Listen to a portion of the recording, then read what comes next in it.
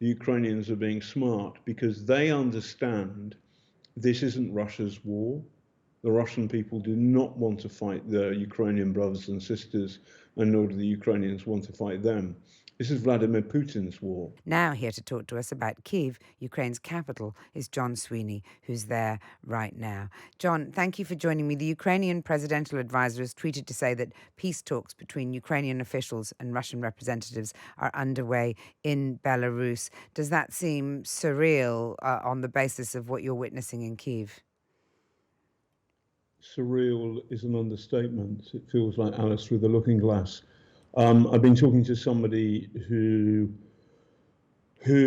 has got an in with the French presidential advisor, the advisor on Russia to President Macron, and he was saying that Macron had a call with Putin, and Putin was kind of just out of this world. What do you mean by that? I mean that he's out of this world. I mean that he is he's completely committed to taking Kyiv. His view is that this is a government run by neo-Nazis. Once again, I know you know this, Mariella, but the president of Ukraine is Jewish. His prime minister is Jewish. They're not very Jewish. I'm sure they eat bacon sandwiches, but their heels don't click. They're not Nazis. It's ridiculous. So there is a problem with the way that Vladimir Putin perceives the world. There's some talks, that the Belarusians may back down or whatever. The war is inside Vladimir Putin's head, and the difficulty for all of us trapped in the kind of not quite siege of Kyiv is what's going on inside that thing. What's going on inside Vladimir Putin's I mean, head? indeed, I mean, the war isn't inside Vladimir Putin's head. It's being fought across Ukraine. Concerns are mounting over the presence of the huge Russian military convoy, for example, creeping ever closer. Any updates on that?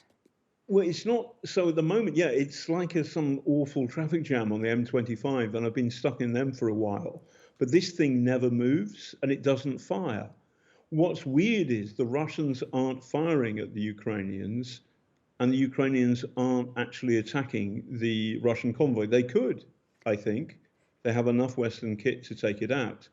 I think their anxiety is that they don't want to do that, because if they do so, it triggers the war and makes it gives Putin an excuse to blast Kyiv to smithereens with rockets. That's something he could do. But so are you saying thing, that to some extent this is, I mean, it's obviously not a virtual war because there's the impact of missiles and bombs, but the actual, that it's more there as a threat and a sense of foreboding with Kyiv than it is a reality?